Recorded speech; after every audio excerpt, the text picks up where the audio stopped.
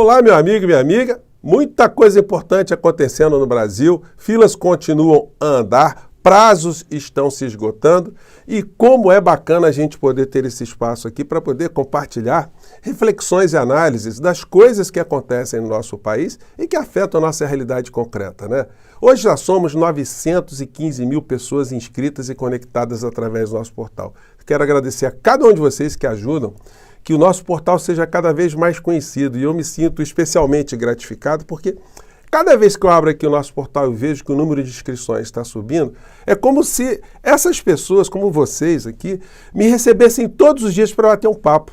Senta aí, José, vamos bater um papo, vamos analisar o que está acontecendo aí, olha, pega um cafezinho aqui, olha, você quer alguma coisa? É assim que eu me sinto todas as vezes que eu vejo uma pessoa nova chegando ou quando você abre aqui o nosso portal para ver aqui as coisas que estão acontecendo no nosso cotidiano, né? Então, mais uma vez, muito obrigado e vamos seguir em frente. E se você está chegando agora, se inscreva também, conheça os nossos outros vídeos. Se você gostar, compartilhe, recomende, não se esqueça. Dê o seu joinha, mande seu comentário e, se puder, se inscreva também aqui no nosso clube de membros. Você aqui é muito bem-vindo e muito bem-vinda. Bom, gente, prazos estão rolando, né? Já comentei com vocês nesses últimos dias sobre duas situações. O ministro Alexandre de Moraes deu 15 dias para o Procurador-Geral da República opinar sobre o indiciamento de Bolsonaro num dos casos aí que ele já está envolvido, né? No adulteração de cartão de vacina, formação de quadrilha, adulteração de dados no sistema do SUS. Não é pouca coisa, não. E uma condenação, ela vai puxar a fila, né? Porque outras virão na sequência e ele já não será mais réu primário, não será um condenado de primeira viagem. Essa é uma posição que a Procuradoria-Geral da República tem de prazo que se esgota nessa semana para decidir se transforma o Bolsonaro e a Orcrim em réus ou não. Vamos aguardar, isso vai dizer muitas coisas aqui para a gente. E um outro prazo que também está terminando nessa semana é se o Procurador-Geral da República, demandado ali pelo ministro Alexandre de Moraes, se ele entende que aquelas 2 noites que Bolsonaro passou na Embaixada da Hungria, foram apenas noites para o seu deleite pessoal, para alguma coisa secreta, alguma coisa que nós não podemos saber, algumas coisas de natureza muito íntima, porque só essa pode ser a explicação, porque qualquer outra análise que a gente perceba ali é de que ele estava fugindo. E, tecnicamente, quando ele entrou na Embaixada da Hungria, ele já estava asilado, porque o Brasil não teria mais, ou não tem mais jurisdição sobre os muros internos, né, além dos muros internos de qualquer embaixada. Então, o Procurador-Geral da República decidirá se isso é uma coisa absolutamente irrelevante ou se o inelegível deverá ser sancionado. Bom, esses são os fatos. Temos situações que estão acontecendo paralelamente aqui do lado, na Argentina, que são situações, gente, absurdas, coisas absolutamente desumanas, mas que são da origem dessa ideologia de extrema-direita desumana, né? O psicopata que ganhou as eleições na Argentina, ele está demitindo funcionário público, está fazendo um hecatombe lá. Não tem como esse troço dar certo para o povo argentino, vai dar certo para banqueiro, para os grupos econômicos transnacionais, quem quer roubar o povo argentino, quem quer roubar as riquezas argentinas. Disse a figura, todo feliz esses dias, né? Está demitindo aqui um número muito grande de servidores lá na Argentina. Acompanhe aqui. Chamamos 50.000 empleados públicos. Demitimos, né, 50 mil servidores públicos. No solo eso, sino que además se dieron de baja contratos y fíjense que ahora están cayendo más contratos y van a caer 70.000 contratos. E vai rescindir mais 70 mil contratos de trabalhadores terceirizados. Você sabe lá o que é isso, gente? Además, eliminamos 200.000 programas sociales entregados. Eles odeiam programas sociais, né? Então 200 mil programas sociais foram dinamitados lá com o pretexto que estavam sendo entregues irregularmente. De maneira irregular, estábamos perfectamente y absolutamente convencidos de llevar adelante un ajuste fiscal. Ele está convencido que levar o ajuste fiscal adiante, né? Porque eliminamos la obra pública de Cuajo, algo de lo cual estoy profundamente orgulloso, siendo que Eliminou todas as obras públicas, o que está fazendo ele que fique muito orgulhoso. Então, paralisação de obras de escolas, hospitais, rodovias, enfim, de infraestrutura, né? Ele está todo feliz. Vocês acham que a Argentina está indo para onde desse jeito? la obra pública es una gran fuente de corrupción, de robo, a la cual me imagino que toda la gente de bien debería oponerse. Então ele disse que tudo isso é porque é uma fonte de corrupção. Então mata o povo argentino que acaba a corrupção, né? Acaba com a obra pública, acaba com o Estado que acaba a corrupção.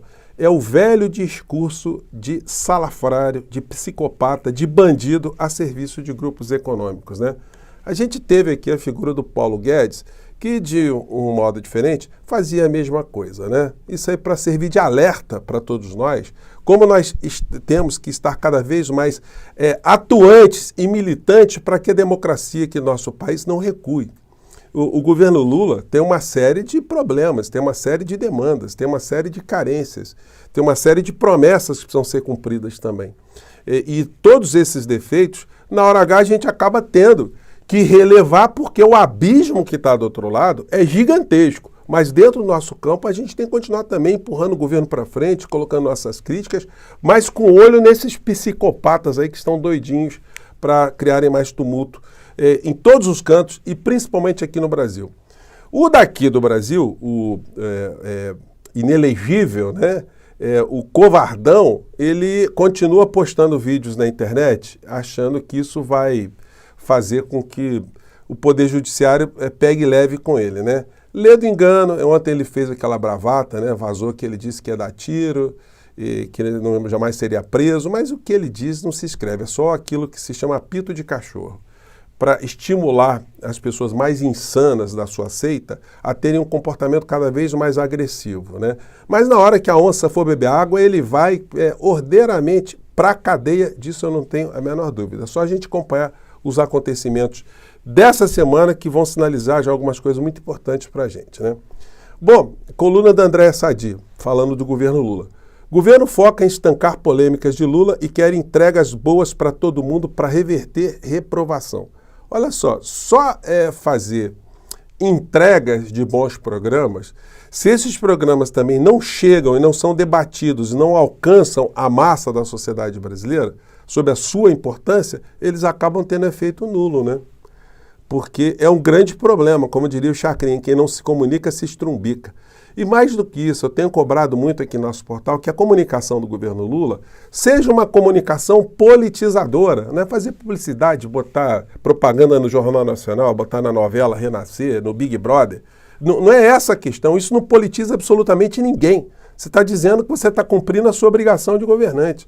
A questão é muito mais além, porque os tempos hoje estão além daqueles tempos de trás. Hoje nós estamos enfrentando uma verdadeira batalha, uma guerra cultural, de gente que está querendo reescrever a história, reescrever comportamentos, reescrever a função do Estado, reescrever a função da República, misturando inclusive religião no meio dessa história toda. Isso a gente não pode ficar assistindo, batendo palma e esperar daqui a alguns anos essa gente ganhar as eleições, né? E a gente ficar tentando analisar por que foi que a gente cometeu alguns erros, né? Fazer autocrítica depois dos escombros, como na Argentina os peronistas, os progressistas estão fazendo agora, com o psicopata que chegou até o poder. Então, o que acontece lá tem que servir como um alerta permanente a todos nós aqui, e principalmente as pessoas que estão próximas do presidente Lula.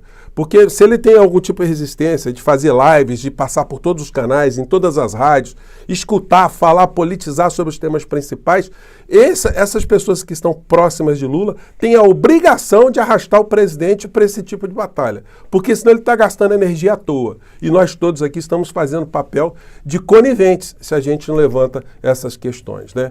O Fachin mantém multa de 30 mil a Nicolas Ferreira por fake news contra Lula nas eleições de 2022. Essa gente está pouco se lixando para a condenação de 30 mil reais.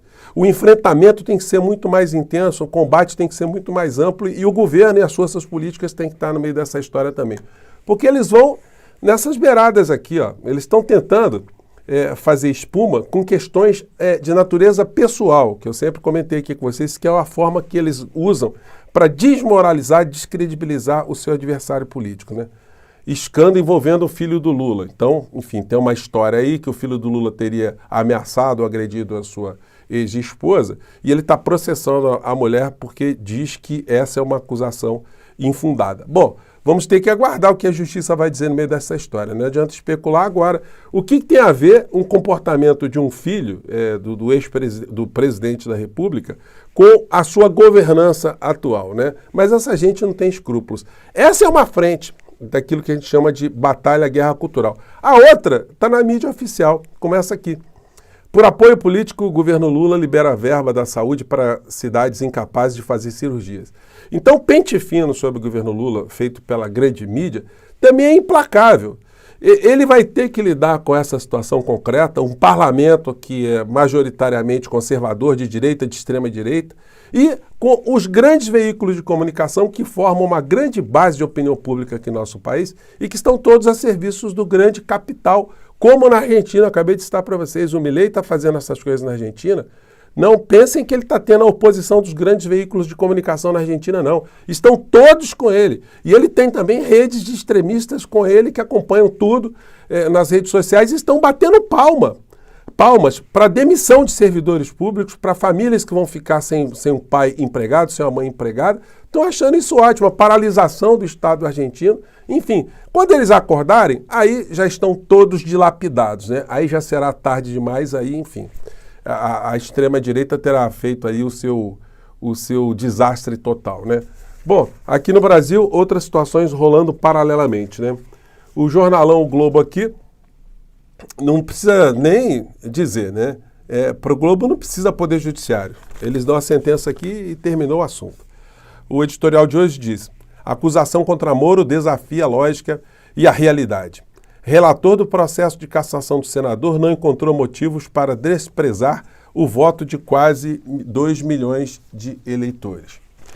E uma outra situação, né, que é essa de fazer governos ficarem reféns e de doutrinar a sociedade, né, por uma normalidade na interpretação de alguns casos, a gente vê essa manchete aqui no caderno econômico do Globo, né?